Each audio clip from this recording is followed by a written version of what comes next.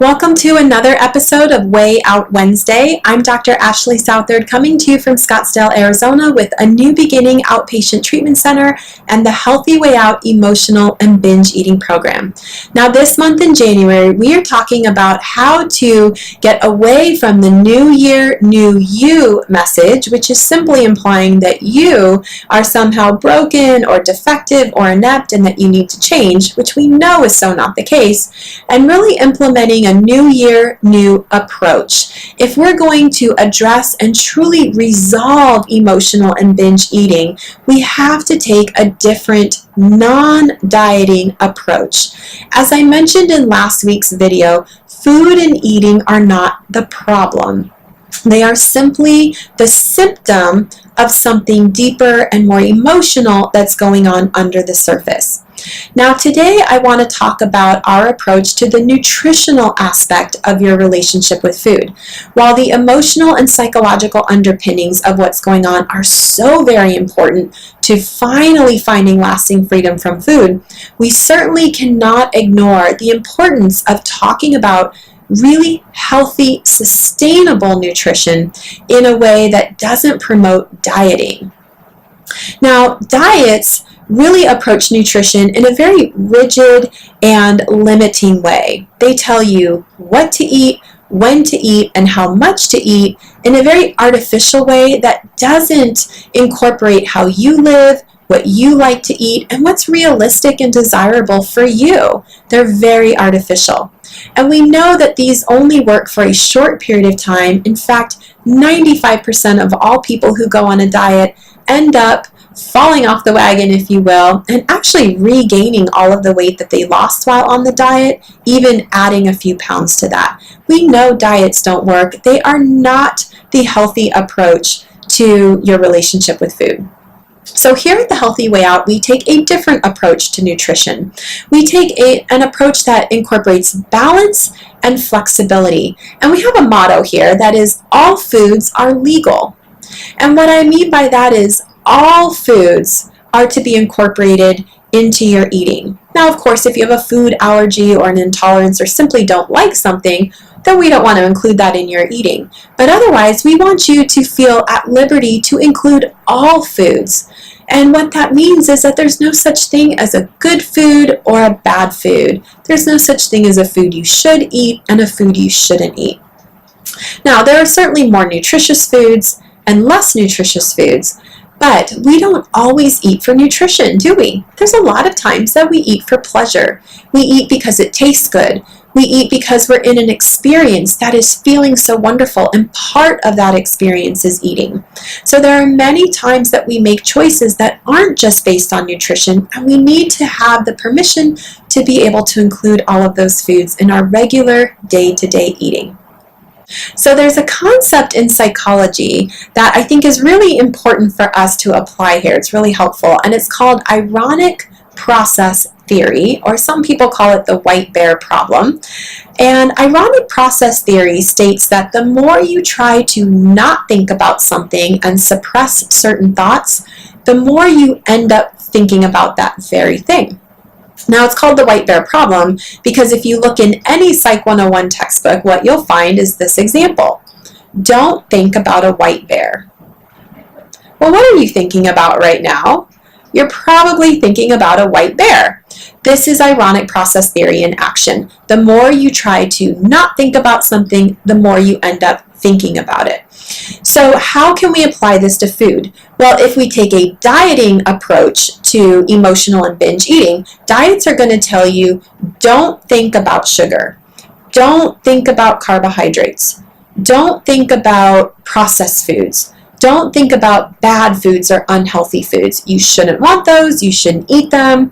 Just don't even think about them. Well, if we use ironic process theory, what's going to happen? You're actually going to think about them that much more. You might find that your cravings actually intensify for those particular foods.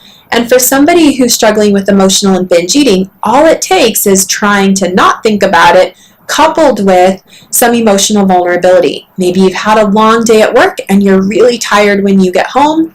Maybe you've just had a fight with your best friend and you're really hurt. Maybe you just had an interaction with someone at the store and you're really quite angry. Any of that could leave you emotionally vulnerable. That is a perfect opportunity to find yourself then binging on the very food that you told yourself to not eat, to not want, and to not even think about. So we have to take a non-dieting approach to nutrition, and we have to understand that ironic process theory is at work here, right? We have to approach our eating with this notion that all foods are legal, that we can eat whatever we are desiring in this moment, so long as it's available to us, and that we can really choose from all foods that we enjoy.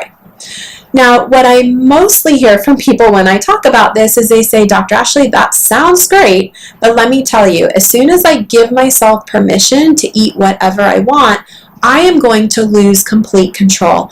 I'm going to go to town and I'm going to eat all the donuts and I'm going to eat all the ice cream and all the cake. I will have no control. Can you relate to that? Well, that is so common. It's a very typical fear that a lot of people feel as they're starting to maneuver away from dieting and to more of an intuitive, mindful approach to eating. Yes, that does happen, and sometimes people do find themselves eating a little bit more of that forbidden food, if you will. But the way that I like to look at it is it's kind of like you're making up for lost time. It's like all those times that you denied yourself and deprived yourself are kind of coming back up now, and you do kind of need to honor that, and you are going to find yourself eating that food a little bit more, and you might need to tolerate that process. But I assure you, if you continue to allow yourself to eat that food when you want to, you will find that the urge to eat it whenever you can does start to go down.